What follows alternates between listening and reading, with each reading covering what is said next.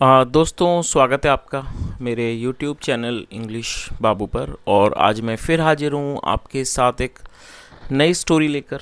और दोस्तों आज जो स्टोरी मैं आपके लिए लेकर आया हूँ ये अकबर बीरबल की सीरीज़ से ली गई कहानी है। कहानी बहुत ही मनोरंजन से भरपूर है, सुनकर आपको बहुत मज़ा आएगा। उसके अलावा दोस्तों आज की इस स्टोरी में आपको कुछ नए इंग्लिश के वर्ड मीनिंग सीखने को मिलेंगे, उनकी करेक्ट प्रोनाउंसिएशन के बारे में पता चलेगा।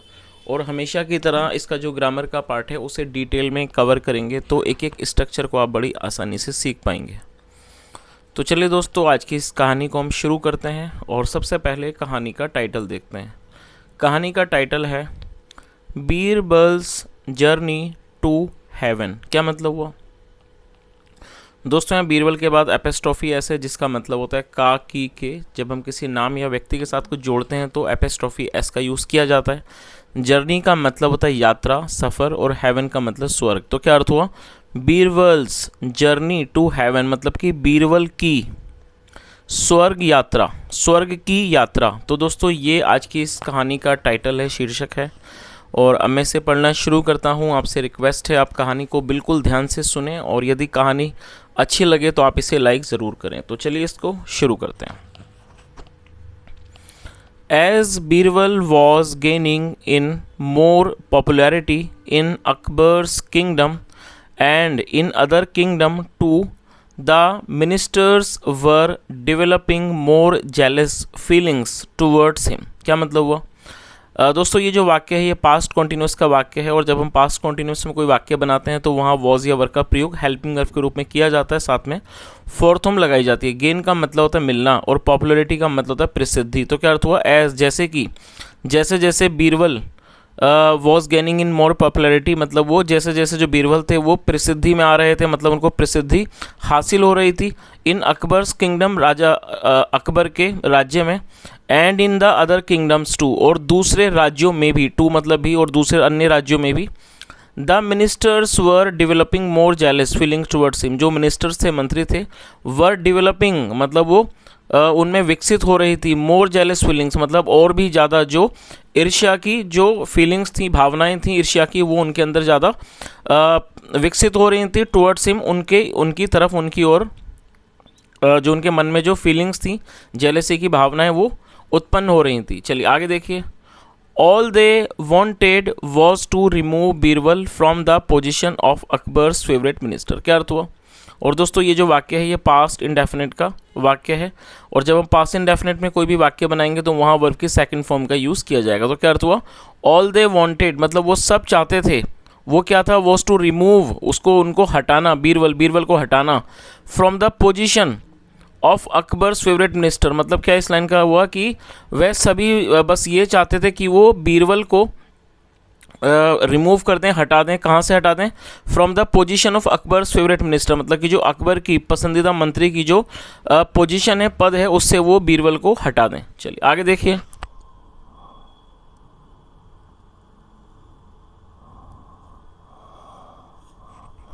Whenever they tried something, they miserably failed। और दोस्तों ये भी पास्ट इंडेफिनिट का अफर्मेटिव वाक्य है।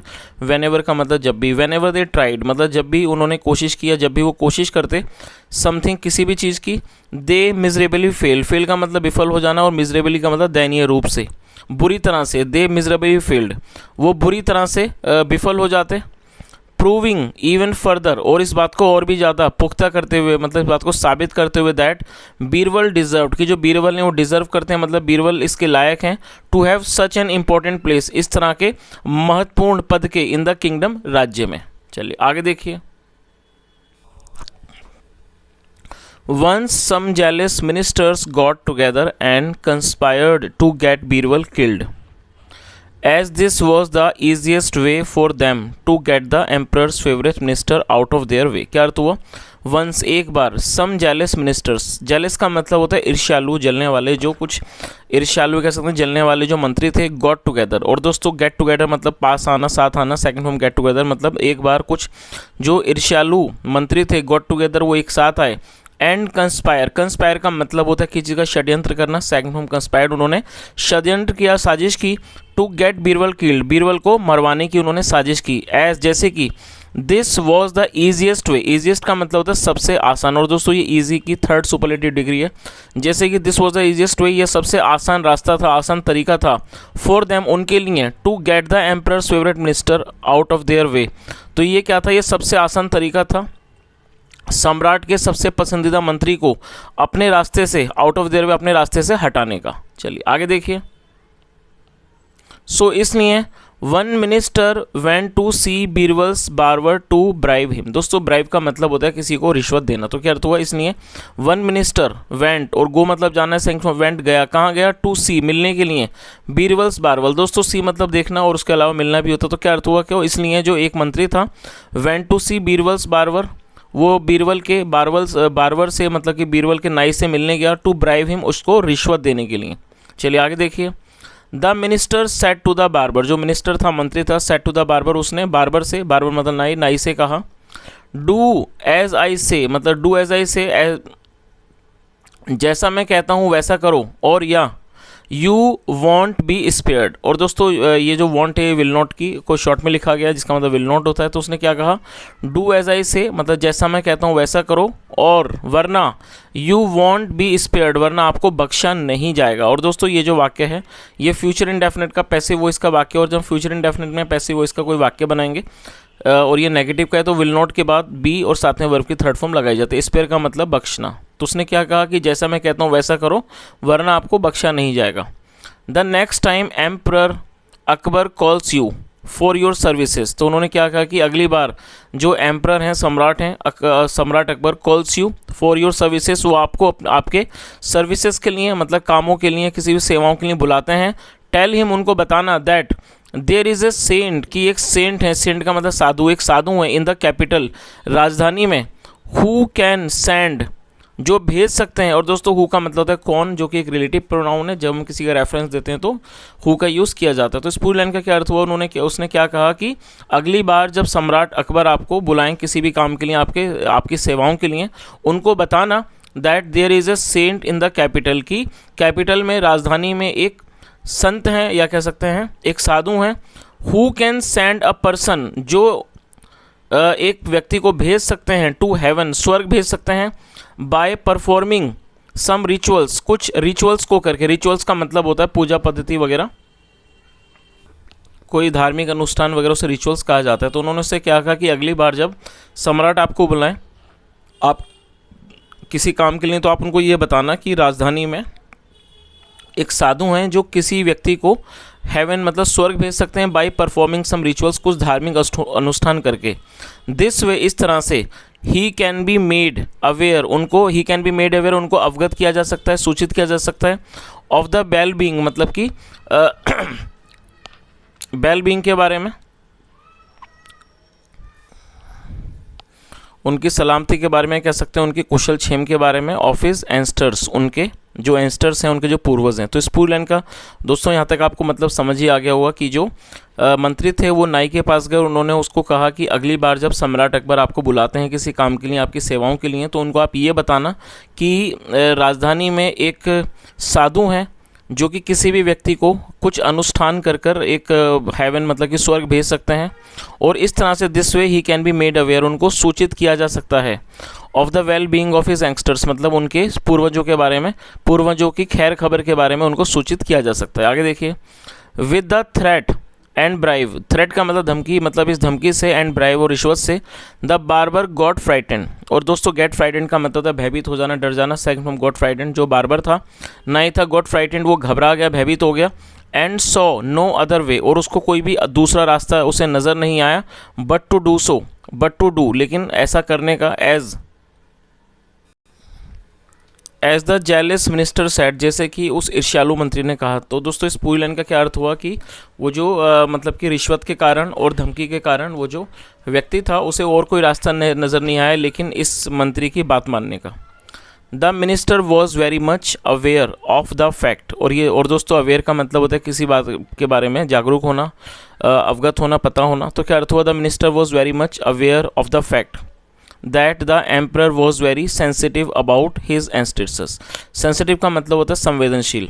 तो इस लाइन का क्या अर्थ हुआ कि जो मिनिस्टर था, मंत्री था, वॉज वेरी मच अवेयर, वो इस बात से बहुत ज़्यादा अवगत था, वो अच्छे से जानता था ऑफ द फैक्ट, इस तथ्य को, that the emperor was very sensitive, कि जो एम्परर हैं, सम्राट हैं, वो बहुत ज़्यादा संवेदनशील हैं, अबाउट हिज एंस्टर्स, अपने एंस्टर्स, अपने पूर्वजों को लेकर, अपने पूर्वजों के बारे में बहुत ज़्यादा सेंसिटिव हैं, मतलब कि संवेदनशील हैं।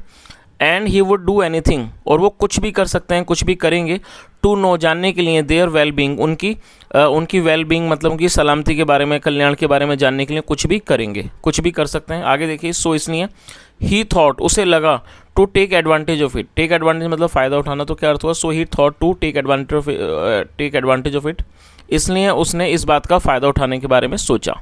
चलिए आगे देखिए, द नेक्स्ट टाइम मतलब कि अगली बार, द बार्बर सो अकबर, जो बार्बर था, और ये सी की सेकंड फॉर्म, सी मतलब देखना, सेकंड फॉर्म सो, जो बार्बर था, नहीं था सो अकबर, उसने अकबर को देखा, he said the same thing, उसने वही बात कही, as he was told to, जैसा उसको बताया गया, विद एक्साइटमेंट मतलब कि उत्साह में, एक्साइटमेंट मतलब उत्साह में, Akbar ordered to get the saint in the court, और दोस्तों ऑर्डर का मतलब होता है आदेश देना, सेकंड फॉर्म ऑर्डर मतलब कि एक्साइटमेंट में, उत्साह में जो अकबर थे, उन्होंने आदेश दिया, to get the saint in the court, saint को, साधु को दरबार में लाने का उन्होंने आदेश दिया। एंड द नेक्स्ट मॉर्निंग, और अगली सुबह, द सेंट केम, जो सेंट थे मतलब जो साधु थे, केम वो आ गए, टू सी द एम्परर, सम्राट से मिलने।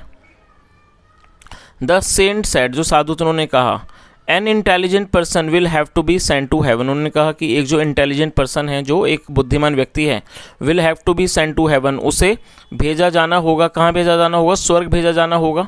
The ritual will have to be performed in the graveyard, और ये जो रिचुअल है, रिचुअल का मतलब ये जो धार्मिक अनुष्ठान है, will have to be performed, उसको किया जाना होगा, इन द ग्रेवयार्ड, ग्रेवयार्ड मतलब कब्रिस्तान, उसको कब्रिस्तान में किया जाना होगा।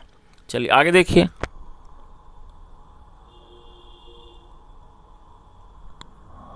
सीन्स, क्योंकि N intelligent person was needed, और दोस्तों ये जो वाक्य है, ये पास्ट इंडेफिनिट का पैसिव वॉइस का वाक्य है, और जब पास्ट इंडेफिनिट में पैसिव वॉइस का वाक्य बनाते हैं तो वॉज वर्ब के साथ वर्ब की थर्ड फॉर्म लगाई जाती है। तो क्या अर्थ हुआ, सीन्स, क्योंकि N intelligent person was needed, क्योंकि एक जो इंटेलिजेंट पर्सन था, बुद्धिमान व्यक्ति था, उसकी ज़रूरत थी, सो इसलिए the emperor without any delay, जो एम्परर थे, सम्राट थे, विदाउट एनी डिले, बिना किसी भी देरी के, आस्क्ड बीरबल, उन्होंने बीरबल को कहा, टू विजिट, जाने का, विजिट करने का, जाने को कहा, हिज एंस्टर्स मतलब अपने एंगस्टर्स को, उनके पूर्वजों के पास जाने को उन्होंने बीरबल को कहा। सम हाउ मतलब कैसे भी करके, Birbal had already smelled, Birbal had already smelled मतलब जो बीरबल थे, और दोस्तों हैड के साथ थर्ड फॉर्म का यूज़ किया गया, तो ये पास्ट परफेक्ट का वाक्य है। जो बीरबल थे, समहाउ कैसे भी करके, कैसे भी जो बीरबल थे, हैड ऑलरेडी स्मेल्ड, उन्होंने पहले इस बात को, इस मतलब कि स्मेल करने का मतलब सूंघना, लेकिन इसका मतलब पता चलना भी होता है, उन्हें इस बात का पता चल गया था, that something was cooking up in the minds of the ministers. तो ये जो बीरबल थे, उन्हें पहले इस बात का पता चल गया था कि कुछ ना कुछ पक रहा है, in the minds of the ministers मतलब मंत्रियों के दिमाग में कुछ ना कुछ जरूर पक रहा है। He had sensed that there was no such ritual and it was actually a conspiracy. और दोस्तों यहाँ भी हेड के साथ थर्ड फॉर्म का यूज़ किया गया, सेंस का मतलब पता लगना, किसी चीज़ को महसूस कर लेना, थर्ड फॉर्म सेंस, तो ये भी हमारा पास्ट परफेक्ट का वाक्य है। तो क्या अर्थ हुआ, ही हैड सेंस्ड मतलब कि उन्हें पता चल गया था, कह सकते हैं उन्होंने इस चीज़ को भांप लिया था, महसूस कर लिया था, that there was no such ritual, कि इस तरह का कोई भी रिचुअल नहीं होता है, कोई भी अनुष्ठान नहीं होता है, and it was actually a conspiracy, और ये एक्चुअली मतलब कि असल में ये कंस्पिरेसी है। कंस्पिरेसी का मतलब होता है साजिश या षड्यंत्र, ये एक साजिश है। सो इसलिए वॉकिंग वन स्टेप अहेड, एक कदम और आगे जाते हुए, और अहेड का मतलब आगे, वॉकिंग वन स्टेप अहेड, एक कदम आगे चलते हुए, ही आस्क्ड अकबर, तो उन्होंने अकबर को कहा, क्या कहा, टू गिव हिम, उनको देने के लिए, सम टाइम, कुछ समय देने को कहा, to be with his family, अपने उनके परिवार के साथ होने के लिए। तो ये चीज़ आपको समझ में आई गई होगी कि जो बीरबल थे, उन्होंने इस बात का अंदाज़ा लगा गया कि कुछ ना कुछ जो मंत्री हैं उनके दिमाग में चल रहा है, और वो उन्हें इस साजिश का पहले से ही उन्हें पता लग गया कि असल में इस तरह का कोई रिचुअल नहीं है, कोई भी अनुष्ठान नहीं है, ये असल में क्या है, कंस्पिरेसी है। तो इसलिए एक कदम आगे जाते हुए उन्होंने अकबर को कहा कि वो उन्हें कुछ समय दें ताकि वो अपने परिवार के साथ रहें कुछ समय, some time to be with his family, अपने परिवार के साथ रहने के लिए। आगे देखिए, मीनवाइल मतलब कि इस दौरान, Birbal asked a few courtiers, courtiers मतलब दरबारी, जो बीरबल थे इस दौरान, जो बीरबल थे उन्होंने कुछ दरबारियों को कहा, हु बर बीरबल्स वेल विशर्स, जो बीरबल के वेल विशर्स थे, मतलब वेल विशर्स का मतलब शुभ चिंतक, ऐसा व्यक्ति जो किसी का भला चाहता, उससे वेल विशर कहा जाता। तो क्या अर्थ हुआ कि इस दौरान जो बीरबल थे उन्होंने अपने कुछ मंत्रियों से, who were Birbal's well wishers, जो बीरबल के शुभ चिंतक थे, उनको कहा टू डिग, खोदने के लिए, एन अंडरग्राउंड पैसेज, एक अंडरग्राउंड पैसेज खोदने के लिए कहा। मतलब कह सकते हैं इसको एक तहखाना टाइप का, एक तहखाना खोदने को कहा इन द ग्रेवयार्ड, कब्रिस्तान में। चलिए आगे देखिए।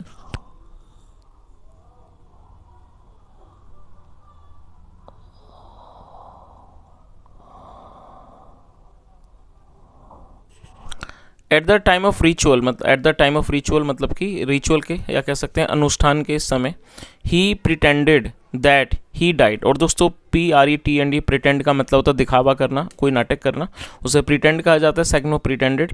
At the time of ritual मतलब कि अनुष्ठान के समय, ही प्रिटेंडेड, उन्होंने नाटक किया, दैट ही डाइड, कि उनकी मृत्यु हो गई, मतलब वो मर गए, एंड एस्केप्ड, और वो बच निकले, एस्केप मतलब बच निकलना, थ्रू द पैसेज, और वो इस पैसेज के माध्यम से, तहखाने के माध्यम से बच निकले। आफ्टर ए फ्यू डेज मतलब कि कुछ दिनों के बाद, Birbal came back, come back मतलब वापस आना, सेकंड फ्रॉम केम बैक, जो बीरबल थे वो केम बैक, वापस आए, 10 इस तरह से, शॉकिंग एवरीवन, शॉक करने का मतलब हैरान कर देना, 10 शॉकिंग एवरीवन, सबको हैरान करते हुए। ही सैड, उन्होंने कहा, योर मजेस्टी, महाराज, योर एंस्टर्स आर फाइन, जो आपके, उन्होंने क्या कहा कि महाराज योर एंस्टर्स आर फाइन, जो आपके एंस्टर्स हैं मतलब कि जो आपके पूर्वज हैं, आर फाइन, वो ठीक हैं, हाउएवर, हालांकि, they need the services of the barber, उन्हें एक बार्बर की, नाई की सर्विसेज की, सेवाओं की ज़रूरत है। सो इसलिए he will have to be sent, उसे भेजा जाना होगा, टू हेवन नाउ, अब उसे स्वर्ग भेजा जाना होगा। चलिए आगे देखिए। After hearing the news, here मतलब सुनना, और ये फोर्थ फॉर्म है, आफ्टर मतलब बाद, आफ्टर हियरिंग द न्यूज़ मतलब इस खबर को सुनने के बाद, द बार्बर पैनिक, दोस्तों पैनिक का मतलब होता है अचानक घबरा जाना, सेकंड फॉर्म होती है panicked. After hearing the news मतलब खबर को सुनने के बाद, खबर को सुनकर, द बार्बर पैनिक, जो बार्बर था, नाई था, पैनिक्ड, वो डर गया, घबरा गया, एंड कन्फेस्ड, और दोस्तों कन्फेस एक वर्ब है जिसका अर्थ होता है अपने गुनाह को, अपने किसी भी अपराध को स्वीकार कर लेना, उसे कन्फेस कहा जाता है। एंड कन्फेस्ड, उसने कन्फेस कर लिया मतलब अपने गुनाह को, पाप को उसने स्वीकार किया। द कंस्पिरेसी, ये जो साजिश थी, in front of Akbar, Akbar के सामने उसने अपने गुनाह को कबूल किया, जो साजिश की, जो उसका जो पाप था, गुनाह था, उसको उसने कबूल किया। बीरबल एक्सप्लेन्ड, एक्सप्लेन मतलब समझाना, बताना, जो बीरबल थे एक्सप्लेन, उन्होंने बताया, वॉट ही हैड प्लान, की उन्होंने क्या योजना बनाई थी। आगे देखिए।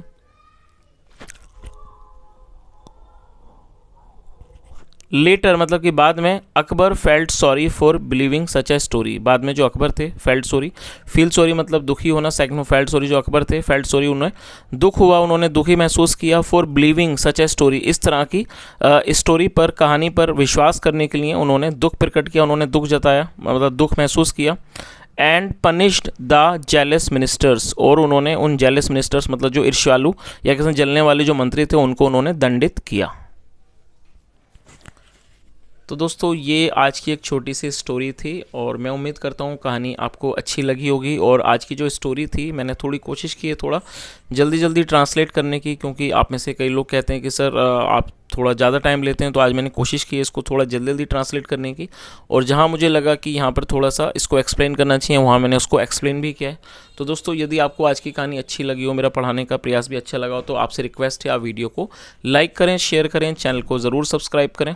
और उसके अलावा दोस्तों यदि आपका कोई सुझाव हो, सलाह हो, तो आप कमेंट में ज़रूर बताएं, क्योंकि जो आपके सुझाव हैं वो मैं ज़रूर देखता हूँ, आपके जो कमेंट्स हैं मैं पढ़ता हूँ, ताकि मुझे पता लग सके कि आपको ये जो वीडियोज़ हैं वो कैसी लगती हैं।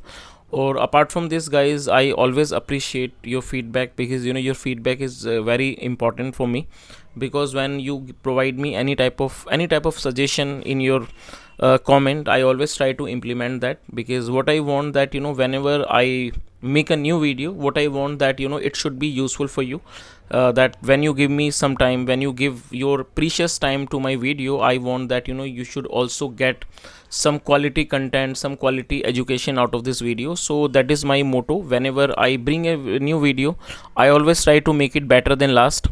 Sometime I pass, sometime I think I fail. So you are the one who can decide if I pass or fail today.